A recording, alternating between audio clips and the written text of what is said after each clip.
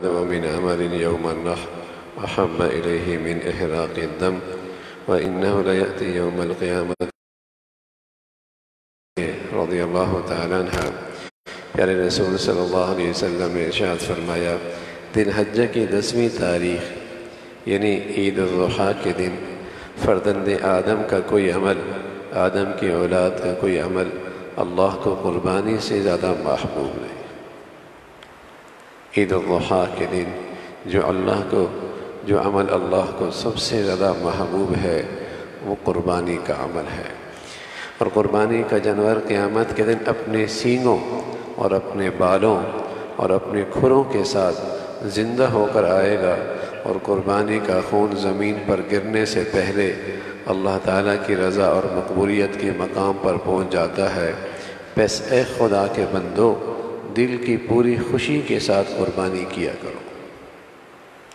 یہ سعادت ہے، یہ خوش نصیبی ہے، یہ نصیب اچھے ہیں جس شخص کو اللہ رب العزت خوشی کے ساتھ قربانی کی سعادت نصیب فرما دے۔ یہ بوجھ نہیں، یہ خرچہ نہیں، یہ وبال نہیں، یہ خوش نصیبی ہے، یہ سعادت ہے، اس لیے کہ اس دن کوئی عمل اللہ کو اس سے زیادہ محبوب نہیں۔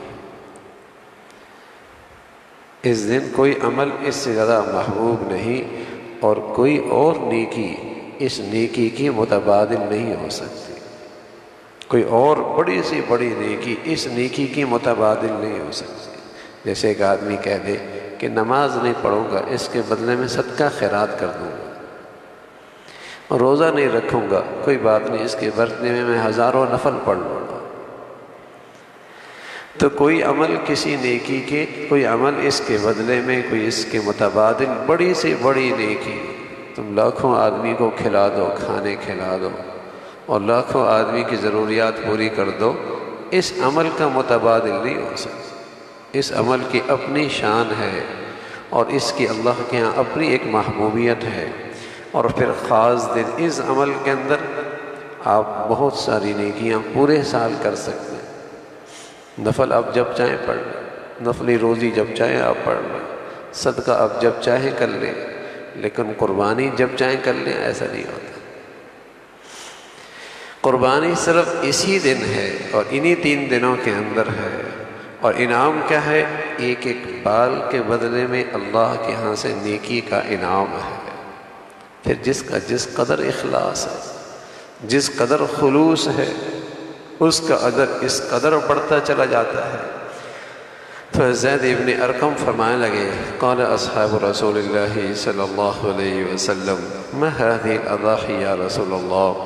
قال سنت ابیکم ابراہیم علیہ السلام۔ قالوا فما لنا فيها يا رسول الله؟ قال بكل شعرة حسنة۔ قال فالصوف يا رسول الله؟ قال بكل شعرة من الصفوف حسنة۔ زید بن ارقم فرماتے ہیں، رسول اللہ صلی اللہ علیہ وسلم کے بعد اصحاب نے عرض کیا، یا رسول اللہ، ان قربانیوں کی کیا حقیقت ہے اور کیا تاریخ ہے؟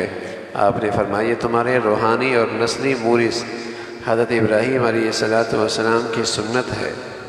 سبحان اللہ، ان کا عزم، ان کا ارادہ، ان کا عزم، ان کا ارادہ، اور وہ تو اپنے بیٹے کی قربانی اللہ کو پیش کر رہے تھے، اور پورے دل کی سچائی کے ساتھ پیش کر رہے تھے، اور سچے ارادے کے ساتھ پیش کر رہے تھے، بیٹے کی قربانی پیش کر رہے تھے۔ اور آج کے مسلمان کھلانے والوں کو بس اوقات جانور کی قربانی سمجھ میں نہیں آتی، کہتے نہیں بھیا اتنا خرچہ کرنے کی کیا ضرورت ہے، معاش کا مسئلہ ہے، کوئی اور چیز کر لو، معاشی تنگی ہے، اتنا بڑا پیسہ، اتنی بڑی دولت خون میں بہا دیتے ہو۔ آج کے مسلمانوں کو قربانی سمجھ میں نہیں آتی، اور وہاں ابراہیم علیہ السلام نے مڑ کے اللہ سے یہ سوال نہیں کہ اللہ بیٹے کی قربانی، دنیا کی کسی مہذب سلطنت میں ایسا کوئی حکم نہیں ہے کہ باپ بیٹے کے گردن پہ چھری چلا دے، اس پہ کیا ملنا ہے آپ کو؟ نہیں مجھ کے پوچھا، عقل میں نہیں آ رہی، لوجک سمجھ میں نہیں آ رہی۔ لیکن اللہ کا حکم آ گیا تو بیٹے کو ذبح کرنے لگے اور پوری سچائی کے ساتھ ذبح کرنے لگے اور اپنی پوری توانائی لگا دی. اور آج کے مسلمانوں قربانی بکری کی سمجھ میں نہیں آتی، گائے کی سمجھ میں نہیں آتی. حالانکہ سچ یہ ہے کہ اللہ کی سنت دیکھیے نا، تم بکرے کی قربانی کر دیتے ہو، کمی آتی ہے. جتنی اس کی نسل میں اضافہ ہے، حالانکہ اس کی ماں بکری 2 بچے پیدا کرتی ہے، 7 مہینے بعد، 8 مہینے بعد 2 بکرے، کبھی 1. کتیے کتنے بچے پیدا کرتی ہے؟ 7 8 9 10 اس کے بچے پیدا ہوتے ہیں ایک ساتھ. لیکن بتائیے نسل کس کی بڑھتی ہے؟ کتنے ذبح ہوتے ہیں یہ اللہ کے نام پہ، صدقہ، خیرات، اور پھر قربانی. اور برکت اللہ نے کتنی دے رکھی، اللہ نے کتنی برکت دے رکھی. کتیا جب بچے پیدا کرتے ہیں 7 8 9 اچھے بچے پیدا کرتے ہیں. اور یہ اس کی ماں بکری 2 بچے پیدا کرتے ہیں، کبھی 1 بچے پیدا کرتے ہیں. اور یہ ذبح کتنے ہوتے ہیں روزانہ اللہ کے نام پہ؟ صدقہ، خیرات، اور پھر قربانی. اور اللہ نے اس کی نسل میں کتنی برکت دے رکھی. اور پھر معاشی لحاظ سے بھی بتائیے نا، دنیاوی لحاظ سے بھی کس قدر دولت کا پھیلاؤ ہوتا ہے، کہاں سے آتا ہے، کتنا بڑا کاروبار ہوتا ہے. لیکن مسلمان ان سب چیزوں سے بڑھ کر کیا دیکھتا ہے؟ اللہ کے حکم کی تعمیل. یہ میری سب سے بڑی کامیابی ہے. مادی نفع ہے یا نہیں؟ میری مسلمان کی تو سوچ یہ ہونی چاہیے کہ اللہ کے حکم کی تعمیل، اس میں میری کامیابی ہے. وہ ہو گیا بس میں کامیاب ہو گیا. ایک صحابی سبحان اللہ، اس کے سینے پہ تیر لگا، خون کا سرخ خون کا فوارہ نکلا، اور اس کی زبان سے جملہ نکلا، فزت ورب الکعبہ، رب کعبہ کی قسم میں کامیاب ہو گیا. کافر نے جب یہ بات سنی تو اسے سمجھ میں نہیں آئی. اس نے کہنے لگا تیری بیوی بیوہ ہو گئی، بچے یتیم ہو رہے ہیں، زندگی بھر کی کمائی پونجی دھری کی دھری رہ گئی، تیرا گھر اجڑ گیا، تیرا کاروبار ختم ہو گیا، اور تو کہہ رہا ہے میں کامیاب ہو گیا. تو ایک مسلمان نے کہا یہ کامیابی کفر کی ظلمت میں سمجھ میں نہیں آ سکتی، شرک کی گندگی میں یہ ظلمت میں یہ بات سمجھ میں نہیں آ سکتی. اس کے لیے تو ایمان کی روشنی چاہیے، اس کے لیے تو ایمان کا نور چاہیے. پھر تمہیں پتہ چلے گا یہ کون سی کامیابی ہے.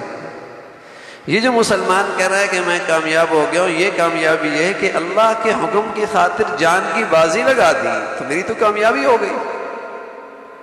لیکن یہ کفر کی ظلمت کے ساتھ، شرک کی گندگی کے ساتھ، یہ آج گناہوں کی ظلمت بھری زندگی کے ساتھ یہ اللہ کے حکم کیسے سمجھ میں آئے؟ جب عقل و دماغ میں گناہوں کی ظلمت ہو اور زندگی گناہوں میں گزر رہی ہو تو پھر بس اوقات اللہ کے حکم بھی سمجھ میں نہیں آتے.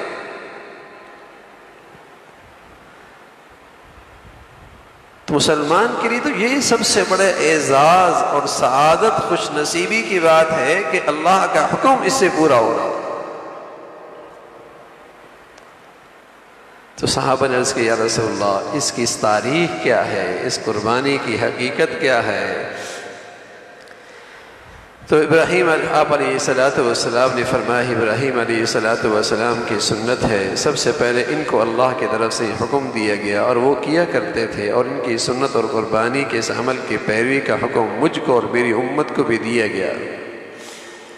ان صحابہ نے عرض کیا پھر ہمارے لیے یا رسول اللہ ان قربانیوں میں کیا اجر ہے؟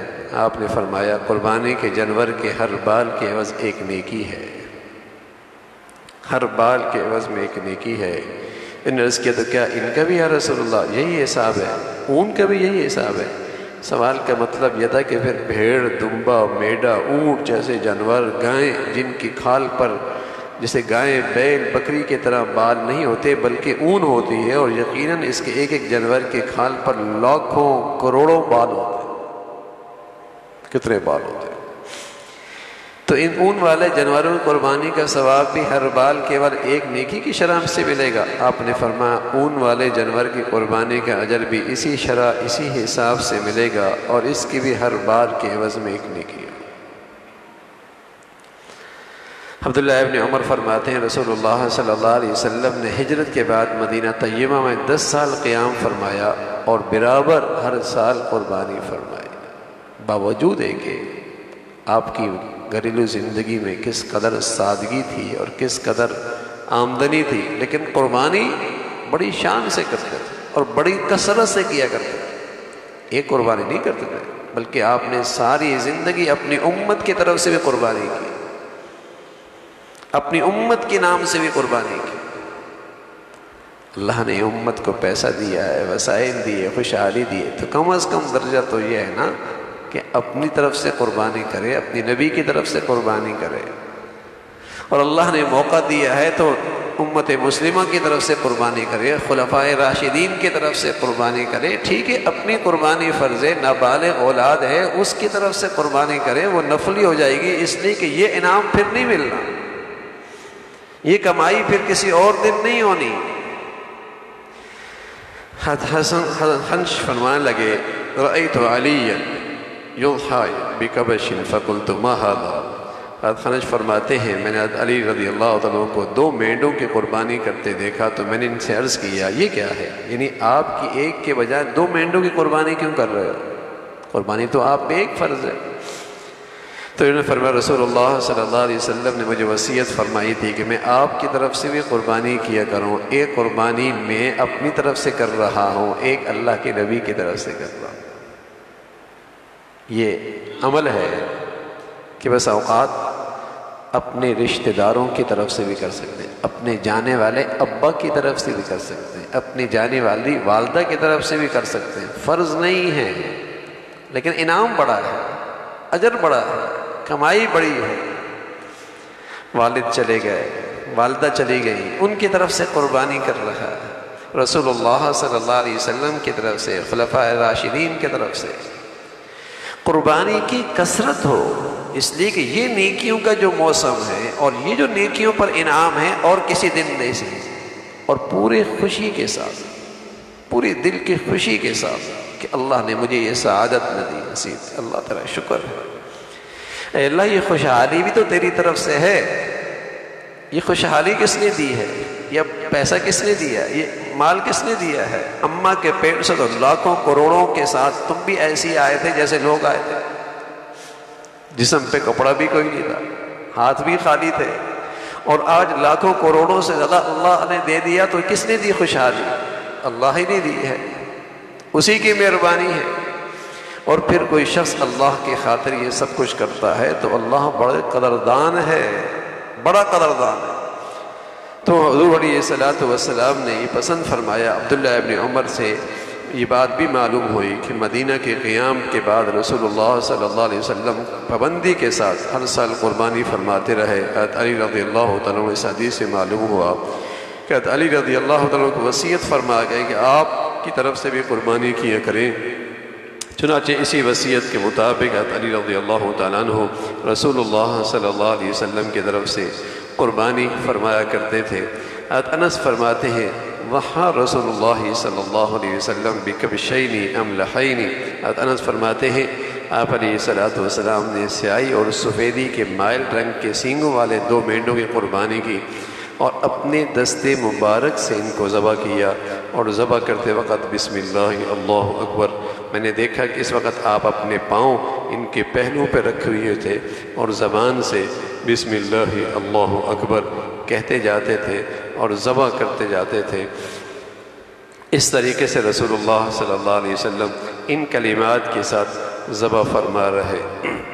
اللہ بھائی عمل کی توفیق نصیب فرمائے۔